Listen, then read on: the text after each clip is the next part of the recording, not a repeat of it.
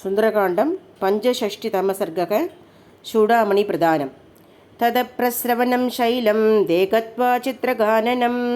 प्रणम्य सरसा रामं लक्ष्मणं च महाबलं युवराजं पुरस्कृत्य सुग्रीवम् अभिवाद्य च प्रवृत्तिम् अदशीतायाः प्रवक्तुम् उपचक्रमुः रावणन्तपुरे रोतं राक्षसीभिश्च रामे समनुरागं च यश्चायं समयकृतः एतदाज्ञान्विते सर्वे हरयो रामसन्निधौ वैदेह्यम् अक्षतां श्रुत्वा रामस्तूतरम् अब्रवीत् क्व सीता वर्धते देवी कथं च मयि वर्धते एतन्मे सर्वमाज्ञात वैदेह्यं प्रति वानराः रामस्य गतितं श्रुत्वा हरयो रामसन्निधौ चोदयन्ति हनूमन्तं सीतावृद्धान्तकोपितं श्रुत्वा ते वचनं तेषां हनुमान् मारुतात्मजः प्रणम्य सरसा देव्यै सीतायै तां दिशं प्रति उवाच वाक्यं वाग्यज्ञ सीताया दर्शनं यथा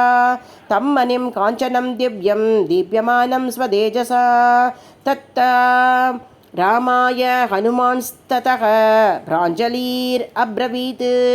समुद्रं लङ्कयित्वाहं शतयोजनमायतम् अगच्छं जानकीं सीता मार्गमानोदृक्षया तत्र लेङ्गेति नगरे रावणस्य दुरात्मनः दक्षिणस्य समुद्रस्य तीरे वसित दक्षिणे तत्र सीता मया दृष्टा रावणान्तपुरे सती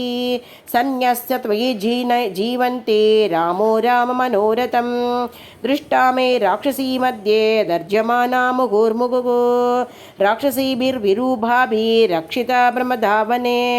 दुःखमाबध्यते देवी दवातु गोचिता सती रावणान्तपुरे रुद्धा राक्षसीभिः सुरक्षिता एकवेणी दराधीना द्वयि चिन्तापरायणा अधसय्या विवर्णाङ्गे बत्मिनी वैहिमाकमे रावणाद्विनिवृद्धाता मर्तव्यकृतनिश्चया देवी कथञ्चित् काकुत्स्थद्वन्मना मार्गिता मया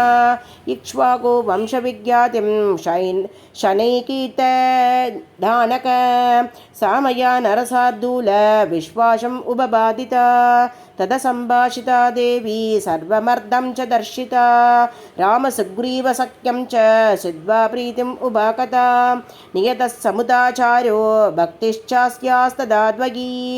एवं मया महाभागा दृष्टा जनकनन्दिनी उग्रेण तपसा युक्ता दत्भक्त्या पुरुषर्षभ अभिज्ञानं च मे दत्तं यदा वृद्धिं दवान्तिके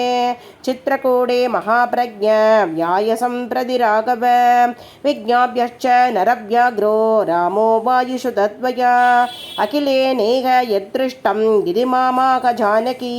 अयं चास्मै प्रदातव्यो यत्नासु परिरक्षितः ब्रुवता वचनान् एवं सुग्रीवस्योपशृण्वतः एष चूडामणि श्रीमान् मया सुपरिरक्षितः मनस्सिला यास्तिलको घण्टबाष्पे निवेशितः त्वया पृष्ठे तिलके तं किल स्मर्तुमर्हसि एष निज्ञातितः श्रीमान् मया ते वारिसम्भवः एतं दृष्ट्वा प्रमोदिष्ये व्यसेन त्वामिवानक जीवितं तारयिष्यामि मासं दशरथात्मज ऊत्वं मासन्नजीवेयं रक्षसां वशमागता इति माम् अब्रवीत् सीता कृशाङ्गी धर्मचारिणी रावणान्तपुरे रुद्धा मृकीं वा उद्बुल्ललोचना एतदेव मया ज्ञातं सर्वं राघव यद्यथा सर्वदा सागरजले चन्द्रार प्रविधीयता दौजादाश्वासौ